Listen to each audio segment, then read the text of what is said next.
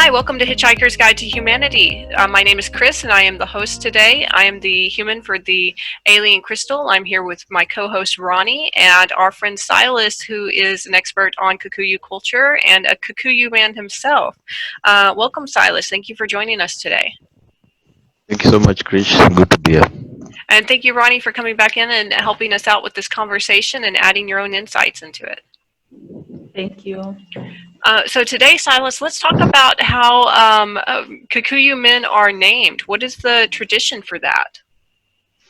Well, yeah, there's a naming culture, a tradition, which is most people don't know about it outside of the Kikuyu culture because Kikuyu names are kind of recurrent. So you hear the same names and you don't really realize that those names are fixed on a very strict naming system. Actually, so people don't really know that our names have strict, very strict system. I've only seen it amongst the Kikuyu, that system. Other tribes have seen name their children according to the season. So if you were born at night, you were called something to do with a nightingale, for example. Nightshade. If you were born during the storm, you might be called Storm in the local language, and so on and so forth. So it's a bit random. But for the Kikuyus, it's never random. You can tell if somebody is the firstborn, secondborn, or thirdborn by their names. So, simply by their names. Is that by their last name? Because if you look at Western culture, traditionally the child takes the last name of their father. If you look at Mexican culture, they take the last name of their mother and then a hyphen and then the last name of their father. How is that different with last names in Kikuyu culture? So Kikuyus have two names. They have a given name and a surname. And I think it's the only culture I've seen where the surname changes with every generation. So, normally the surname stays in a family. The family names, maybe if you are German and you are called Schumacher, it will stay there for 10 generations. In Kikuyu, if you are called Schumacher, it will stay there, but it will only recur on every third generation, because every son is named after his father, and he has a given name. His given name is his grandfather's name, and his surname is his father's name. So every generation, my child, for instance, his surname will be my middle name, my given name. So basically, if we start from the beginning, all Kikuyus have three names. They have the Christian name, and then the second name is a given name. Then they have the third name, which is the surname. So when somebody refers to you, he refers to you as your surname, and it's in honor of your father. So your name becomes somebody's surname when you bring somebody into this world, and that's the system that we follow. And it's followed from the firstborn, the secondborn, the thirdborn, and so on. You honor somebody in your names, unless there's an incredible event that happened when you were born, is when they will deviate from that. Or unless you are born triplets or sextuplets and they run out of people to honor, that's when they will look for a name out of the blue or something extraordinary. So the firstborn son, if he's male, is named after his grandfather on his father's side. So that is the given name, because we believe in reincarnation. So we actually believe that the firstborn son is the reincarnation of his grandfather on his father's side.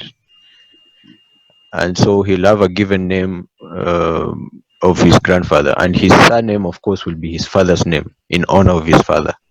The second son will be considered a reincarnation of his grandfather on his mother's side. So you see, we are still honoring your mother's side, even though she was bought for dowry by your father, but there's still a link to your mother's side. The same thing applies to the girls. The firstborn girl is named after her grandmother on her father's side, and the same for the second born girl. Now, when you're done, when you go to the third son, he will be named after his first uncle, the eldest uncle on his father's side, because the eldest son in any Kikuyu family is the heir to the throne of the little empire they're creating. So the firstborn son is always the heir to the throne. So he will be honored even by his brother's sons. So in the Kikuyu culture, you are encouraged to give birth to as many people as possible, so you can reincarnate as many people as possible. So that's the interesting naming system in the Kikuyu culture. But sometimes you have this phenomenon where you have a dishonorable father, an absentee father, a deadbeat dad. He's never there. He was never there. He was never responsible. Maybe intentionally wasn't responsible for the child. So when the child grows up, he might refuse to take on his father's name when he comes of age, and he has to get an identity card. So there's a phenomenon that has come about where if you're raised by a single parent and you really feel bitter about your father, the best way you can get back at him, because his name is on your birth certificate, but you can get back at him by refusing for his name to be on your ID card.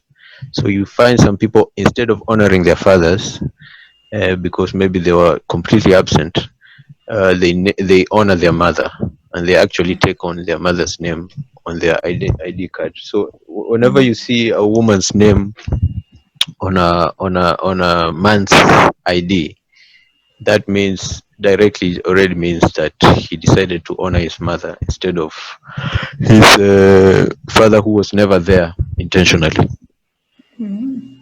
Yeah, so that's how it goes. And you go on reincarnating your uncles, you go on reincarnating your aunts. So we used to have in the older generation, my father's generation, they were born 10 children to one mother, 10 children in a family. So they were trying to reincarnate everybody. So there's actually like similar naming practices from Britain through the 1500s to the 1700s, where like the first son was named after the paternal grandfather and the second son after the maternal grandfather. First daughter would be named after the maternal grandmother and the second after the paternal grandmother. And then it would go on and on down the line. And because they had so many kids, and of course back then a lot of them died, they would actually just reuse a name if they ran out. So it's interesting to see the correlations between naming practices. Now, how closely followed are these practices today? Have they turned into something where it's more like the Western idea of the same last name every time, or are the old ways still followed with naming? They're strictly followed, and they make it easy. You only have to think about the first name when you're trying to name your child. So you just name him after you just and some people are so Africanized, they don't see the need for that name, so they just give the child two names, and that's it. But it's followed because it's easy. It's easy to follow. You already know the names of your child before they're born. Whether they'll be male or female, you already know. Everybody knows. But there was an incident where they're born triplets, and then there's an argument about who will be reincarnated. So you find the uncles arguing from both sides, say, no, it's my turn to be named, and so on. It's very interesting. It just helps to bring the family together. Yeah. There are some other instances. There's some exceptions where maybe you had a child, and that child died, and when the child dies, maybe it was a big blow. So when you have another child, he replaces the one who died. Some people say now the child who died has been reincarnated. So there's a special name for that. It's called karaoke. Karaoke means he has come back. He has the child who died was stillborn or he died when he was very young. We say he has come back. So they actually pick that name and call him karaoke. So Interesting. many times karaoke means somebody a kid who replaced another one. But after that, when he grows up, he will be reincarnated again, and so you're not very sure if this karaoke was reincarnated in this generation or in a previous generation. So that's interesting. And the name karaoke or the word karaoke in English has a very different connotation. It actually is like going to the bar and getting really drunk and singing songs to a screen Yeah, and sounding yeah, I really know. bad. So I like this idea of karaoke better, the reincarnation one. Yeah. So then, as far as like how first names are chosen, are there specific rules for that, or is it more left up to the parents' choice, parents' preference? Is the parents' preference. The first name is usually from the hospital bed. They have this book. I think they have this list of names. Maybe Ronnie can confirm if there is such a thing as in a maternity hospital. Ronnie. Ronnie, are you there? Hello, sorry. Yes, I was answering a call. Oh, Confirm me. children are named first names usually at the hospital. They are at the discretion of their father and mother. Mhm. But if you are a Christian, it usually has to be a Christian name. If you are Catholic, it becomes an issue. If the Kikuyu guy is a Catholic, it has to be in the name of a saint. And it's the only time I see it becoming an issue.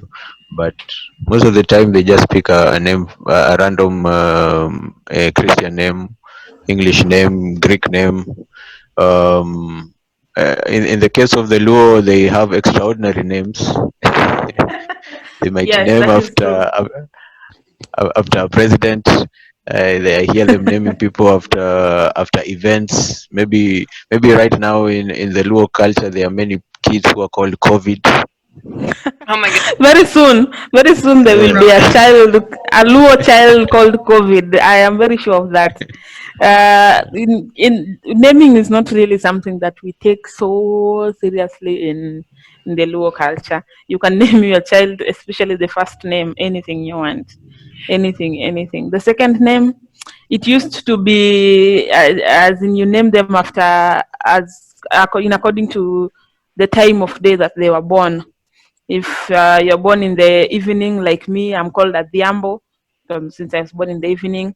But that has also changed a lot over time. You find Luos just having two English names, so two Christian names, and then the surname, which is the name of their father. Like even me, I did not name my son. My son was born in the morning. If I was to follow that system, I would have called. He was born at night. I would have called him Otieno or something like that. But or Okinyi, since he was born in the morning, Okinyi. But I did not follow that. So I followed just my own sad type of naming. He came into my life at a time when I needed something good, a blessing, good luck. So that is why I called him Howie. Yeah, something like that. It is not so serious the way I'm hearing you describe it in the Kikuyu culture. It seems very serious. It's not yeah. that way in the Luo. I think it's fairly simple in Dutch culture too. I know that in the case of my partner, he has one given first name, and of course, in American culture, you usually get one first name, one middle name, and then your family name. Usually your biological father. In my case, my biological father wasn't there, so I took my biological grandfather's name instead, my mother's maiden name. And in Dutch culture, I was shocked when I got here, and I would try to be getting my mail out of the mailbox, and I would just see random letters on the front, and apparently the way they abbreviate it is like if you're given mail, it's sent to Meneer DLP. in the case of my partner, and then the last name. And the D stands for his first name, Dan, and then Lambertus Petrus, which are his baptismal names. So apparently, Translating. yeah, apparently in this culture, you're given baptismal names based on your paternal and maternal grandfather's names if you're a male, I think. And I think it's the grandmothers if you're a female. So yeah, everyone here has basically one first name and two baptismal names, and then a last name. And sometimes with that last name, there will be an extra like Vaughn with it. So you can actually have several names, more than typical. But in Kikuyu culture, it's one given name and then one family name that's based on a naming pattern. Yes, exactly. And then is Um, there a second, like a middle name that is also from the well, culture? the given name becomes the middle name. So the first name, for the sake of distinguishing people, because you can imagine all my cousins. I have several cousins who are named exactly as me. Hmm. So to distinguish ourselves, the first name is the distinguishing factor. So we get a Christian name for the first name. Interesting. So it's similar to having like baptismal names in this culture, a Yes, Christian exactly. name. All right. Yeah. Well, that's been really enlightening. Thank you both for coming in to talk about the rights and the marriage rights and the naming patterns of the Kikuyu. This has been a really interesting discussion. In the comments, if you'd like, share how your family came up with your name, and if there's any particular naming culture traditions that you follow. Or that you've experienced in your life. And thank you both so much for coming in today, and we will see you on the next episode. Yes, thank you so much. It's been a pleasure. Thank you for listening.